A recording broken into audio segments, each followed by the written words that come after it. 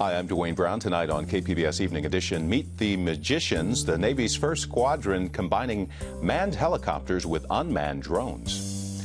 Elite bike racers are pedaling into Escondido soon. How will the Tour of California help the North County? You have to be reasonably confident that you're making the right decisions in the public interest. And then you go ahead and do it. And three former mayors of San Diego share their personal take on the past, present, and future of the city. KPBS Evening Edition starts now.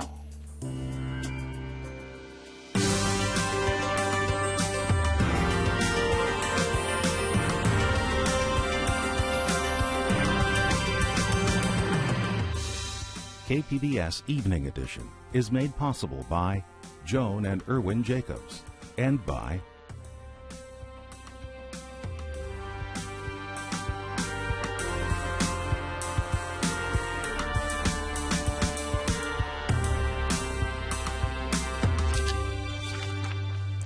Hi, good evening. Thanks for joining us. Wildfires are burning across thousands of acres in California tonight. A red flag warning is in effect for much of Southern California, including San Diego County, mountains and deserts.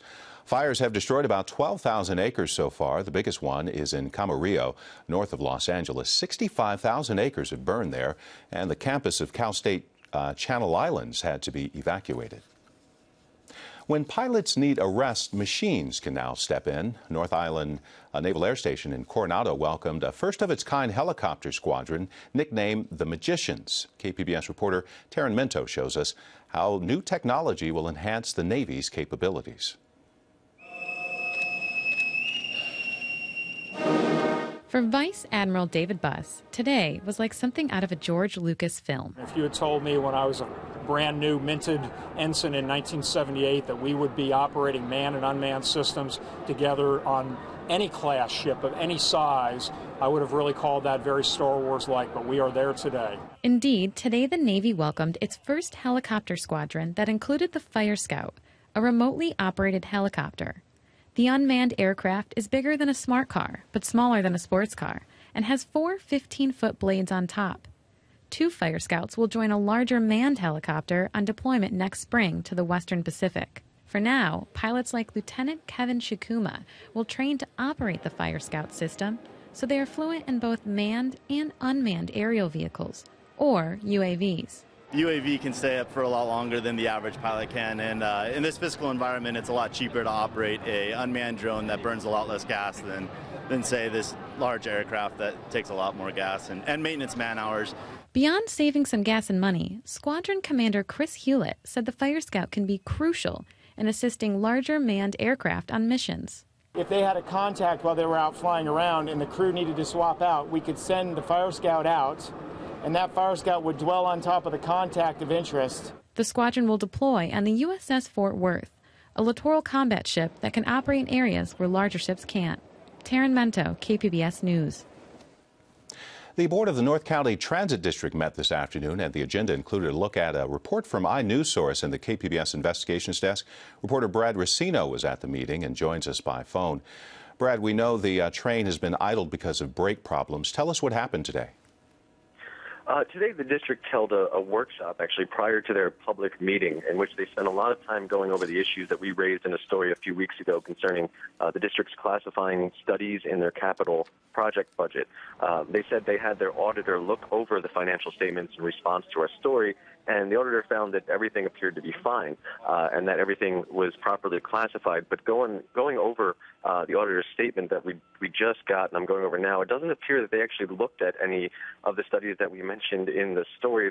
They bring up a study related to Camp Pendleton, which we never talked about, and that study was properly classified, but I don't see anything in the statement about all the other studies that we actually brought up in the story.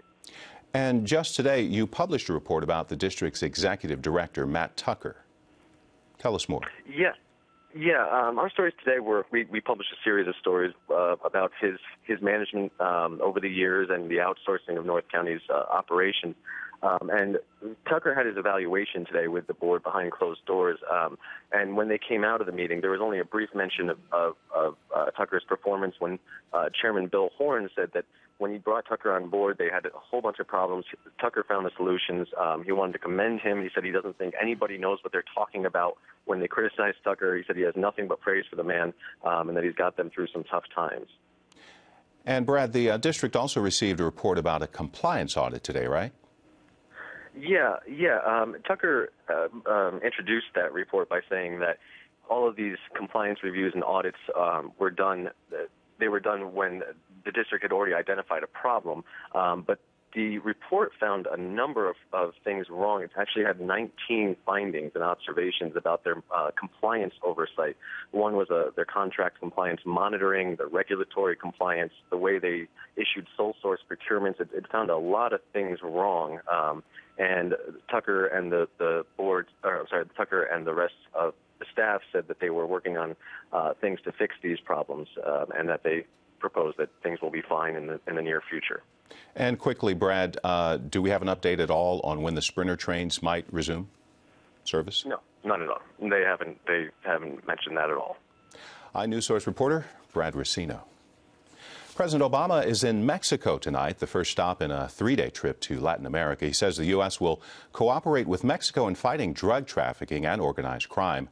However, the Mexican government deems appropriate, the president says. The country's new president moved to end the widespread access U.S. agencies have had in the past.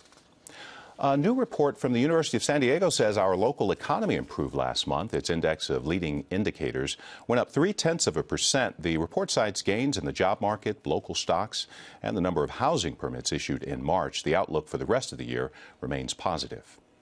Escondido is hoping for an economic boost from the Amgen Tour of California, the largest cycling event in the U.S., and often called the warm-up for the Tour de France. KPBS North County Bureau Chief Allison St. John says Escondido is the starting point this year. This is what the first leg of the Amgen Tour will look like to the professional cyclists who'll compete in it. The route winds around backcountry roads through San Pascual, Ramona and Valley Center, but it'll begin and end in Escondido. Here's Escondido resident Alfredo Velasco, who took this footage. He rediscovered his love of cycling after the Amgen Tour came through last time in 2009. Watching those athletes come through Escondido, ride through the mountains, go over Palomar Mountain and Colgrade Road was inspiring to me. I bought a bike, and before you knew it, I was on the roads out here in the backcountry in Escondido. We're doing Stage 1 Amgen Tour 2013 route today. A good friend and I did the 102.7-mile route. We took a Sunday morning and we did it, all 11,000 feet of elevation climbing. I can tell you it's going to be a great test for the pros. This is the spot where the bike race, the Amgen bike race, will begin and end here in Escondido. Last time it was here in 2009, this spot was absolutely packed with onlookers, partly here to watch Lance Armstrong. The big question is, will this year's race be as successful? Escondido Mayor Sam Abed thinks so. It's absolutely fantastic. I think it's going to be exciting for our community. It's going to be exciting for North County. It's going to be broadcasted to 216 countries. So we will take that, and Escondido will be on the map, and it's a great exposure for our city. Vinnie Griffin, owner of Vin's Wine Bar on Grand Avenue, is expecting an even bigger turnout than last time. Oh, it was incredible. It was one of our busiest days we've ever had to date. Griffin doesn't think the absence of Lance Armstrong will dampen the enthusiasm. He found a way to make his profits last by selling paintings of the race long after it was over. But the city has had trouble finding sponsors to come up with almost $500,000 that it committed to raise to be the host city. Local businesses like Bike Bling have only contributed about $100,000 in total so far. And if you don't get the $400,000, is the city going to have to make up for the... We're going to subsidize the rest. We're hoping that to reach the to raise the whole amount. But even if we have to put some money, I think it will be money well spent. In spite of the optimism, the company that runs the tour, AEG, has no specific research to show that the race benefits the host communities. Mayor Abed says he's confident businesses will benefit and extra sales tax will come to the city. That's one way of the sales tax, but the tour have about 1,000 staff members and participants. So 1,000 people are going to be here for maybe a week, maybe two, staying in our hotels in North County. However, Escondido's longtime dream of building an upscale Marriott hotel has not yet panned out, so the competitors and their teams will be put up at hotels in neighboring Rancho Bernardo. Estimates of how many fans and spectators will show up vary. Truthfully, for me, I'm thinking that 70,000 people is going to go through this town for that day. We're thinking 60,000, possibly more. They're going to be here at the end, along with 30,000 other spectators and fans, watching what's going to be one of the most exciting events in the city's history. Escondido city staffer Michelle Geller is spending a lot of time on a kick bike these days, out and about visiting businesses to raise awareness and support. And I just came to tell you about the Amgen Tour of California. It's a bike race that's coming on May 12th. Okay. And it's coming right here to Grand Avenue. Yes. Cool. So are you guys normally open on Sundays? Yes. Okay, great. Well, you're going to be very busy that day. Yeah, okay. So make sure you have a lot of people here. The Amgen Tour will eventually take cyclists up through Murrieta, Palm Springs, Santa Barbara and San Francisco before crossing the Golden Gate Bridge and finishing in Santa Rosa after 8 days and 750 grueling miles. Escondido is gearing up, hoping that people and profits will come freewheeling into town to make this sporting gamble pay off. Alison St. John, KPBS News. The state Senate is considering a plan to tax soda at a penny per ounce. Supporters of the bill say it would cut soda consumption by as much as 10% and help reduce childhood obesity. Opponents say it won't have any effect on waistlines, but will add money to California's coffers. San Diego County farmers went face-to-face with school leaders today in a program to get more local fruits and veggies on students' plates. Let's Go Local is part of a county effort to get kids excited about healthy food. So we encourage them to taste test fruits and vegetables, cook with their parents. We have parent engagement programs, and really get kids to know where their food is coming from. Schools already have farm-to-school programs up to the middle school level. Organizers hope to expand to high schools to get more teenagers interested in healthy food and working in the food industry.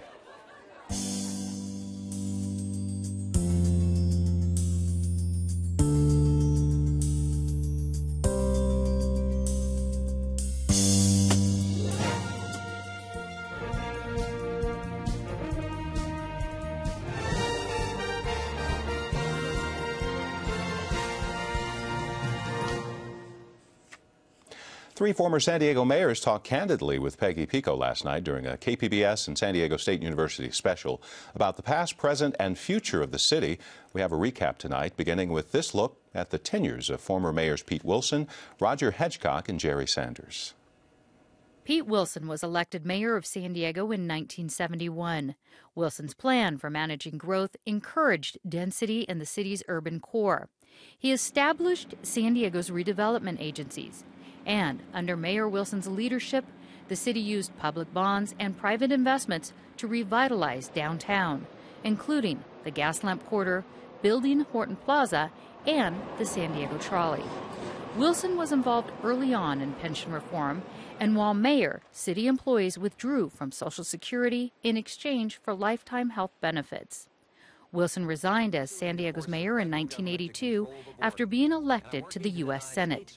He later served 2 terms as California's governor. Governor Pete Wilson. Managing growth continued to be a political priority when Roger Hedgecock was elected to serve out Wilson's term in 1983. I'm just plain stubborn. Hedgecock is credited for his role in getting the voter-supported downtown convention center built. As mayor, he continued projects begun by Wilson, including extending the San Diego Trolley.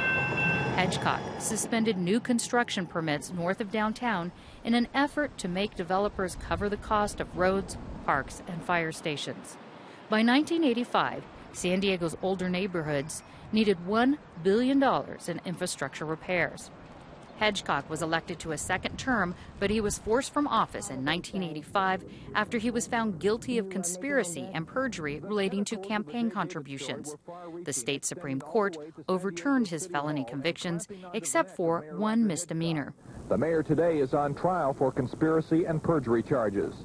Hedgecock may be best known for his nearly 30-year career as a conservative talk radio host. Follow me to 760 KFMB. When former San Diego Police Chief Jerry Sanders was elected mayor in 2005, San Diego's pension fund liability was nearly $1.5 billion and growing. With his sights set on balancing the budget, the city's first strong mayor led the effort to cut future pension debt with voter-approved Proposition B. That will save taxpayers hundreds of millions of dollars. Following a lawsuit over sewage spills, the city covered the cost of repairs by raising water and sewer rates. And the city began borrowing hundreds of millions in bonds to pay for long overdue storm drain and street repairs. Under Sanders' leadership, the city used redevelopment funds, grants, and private investments to break ground on San Diego's new Central Library. In April, Sanders became president of the San Diego Regional Chamber of Commerce.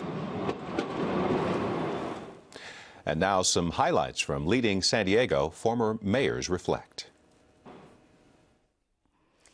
Now, from past to present, many of San Diego's challenges revolve around the 4 topics we're focusing on tonight: growth and development, infrastructure, our environment, and pensions.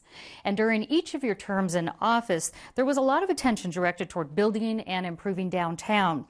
Now, Mayor Filner says he wants the city to invest in other neighborhoods. My first question, Mr. Wilson, is toward you.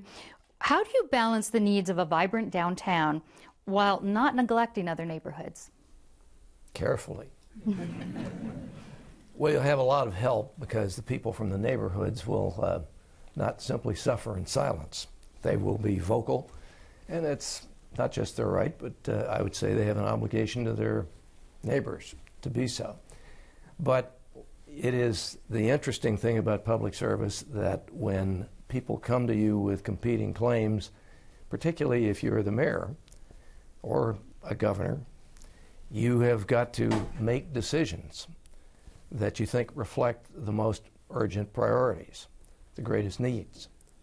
And if you're wise about it and listen carefully, you, I think, can probably get a pretty good idea of what people think to be the priorities. They don't always agree with what professional staff will tell you. But it isn't so much not knowing what to do. I think that what's really important is you have to be reasonably confident that you're making the right decisions in the public interest, and then you go ahead and do it. Okay, I'm going to stay with you, Mr. Hitchcock, on this next question. We're moving on to infrastructure. How would you set priorities for improving infrastructure today if you were in the office? Be very tough because, again, the money is very tight now. And Jerry talked about all the good things he did, and it's absolutely correct in this last couple of years. Nonetheless, you look out at San Diego now and the potholes and the water. I just had a water breakup by my mom's house in Point Loma.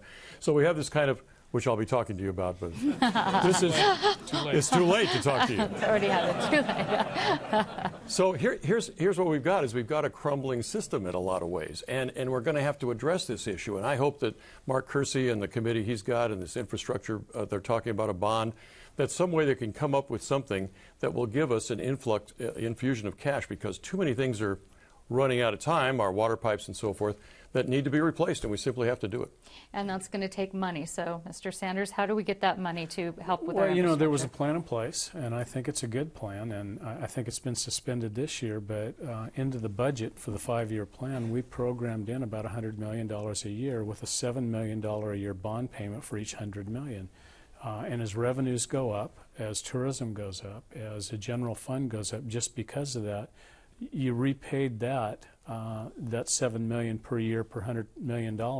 You can't spend more than $100 million a year. It's almost impossible. But that starts to do it relatively rapidly so that you get the 20 or 30-year investment, and it starts fixing up the city streets and the water and sewer pipes and the libraries that need attention, the police stations, and all of that right away. It used to be that city employees were paid less than workers in the private sector, and those employees were given a defined pension and good benefits to make up for lower pay. That's not true any longer, and now city employees don't have Social Security to fall back on. Mr. Sanders, I'll start with you. How should we balance giving employees fair retirement for their years of service, certainly, versus the ever-growing cost and concern of taxpayer-funded retirement plans? Well, you know, all of the defined benefit programs were developed in the 40s and 50s when people didn't live as long, You know, if you think about your grandma and grandfather, they might have lived to 65 or 70. They worked to 65. Very short spread in a time that you actually drew on those benefits. What happened was cities started giving better benefits all the time instead of pay raises because you don't always have the money. Pretty soon those pay raises or the benefits got out of sync and people started living longer. Now people live to 85 and they retire at 55. That's not a sustainable model. A 401k system where everybody has to participate in it is. That's what the voters voted for. We gave the employee unions the latitude to decide whether they wanted to get back into Social Security or whether they wanted to have a 401k with 11% by the city or 9% depending. And unfortunately, the state legislature got involved, took that away from the city employees and the unions and demanded they go back into Social Security, which a lot of employees didn't want to do because that's a system that's fraught with problems right now. And what's your take, Mr. Hedgecott? Well, I think that Jerry had to face, a real crisis in this that had built up over a number of years, and he did it very well, and the council did it very well. And remember, some of the members are here today that had to face that, which I think back in my day we didn't even think about as a really big issue, because in those days there was this more of a balance between what they were being paid, which was comparable to the private sector, and the pensions, which were comparable, and it didn't seem like that was a huge issue. Back in Pete's time, I know we had some confrontations with the firefighters and lots of union issues that came up in those days. And thankfully, by the time I got there, those were pretty much solved. I don't think I thanked you for that. I can assure you they didn't. Mr. Wilson, just to go a little bit further on this, what are some of the benefits and drawbacks of outsourcing city jobs, if that is one possible solution? Well, when I was governor, one of the things that we tried to do was to launch an initiative that would have established as an operating procedure. First, finding out whether or not a claim on the state treasury was meritorious, where it ranked among the priorities, and then really deciding whether or not in-house people could do it as well or better, or whether someone who was in the private sector who was offering to do it for a fee could do it better. And we said, let the chips fall where they may. And whoever does it the best for the least cost should get the work.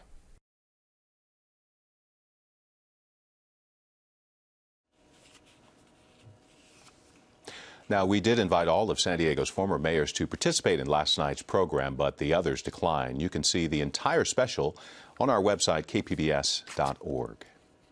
I'm Judy Woodruff. On the next News Hour, Google's Eric Schmidt and Jared Cohen discuss the new digital age. That's Thursday on the PBS News Hour.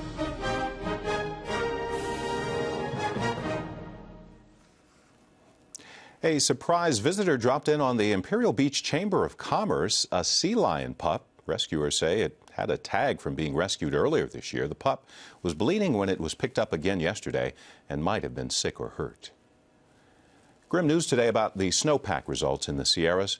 It's just 17% of normal. Water officials are not ready to call it a drought yet, but they say they'll deliver only 35% of what's been requested by agencies across the state, including San Diego.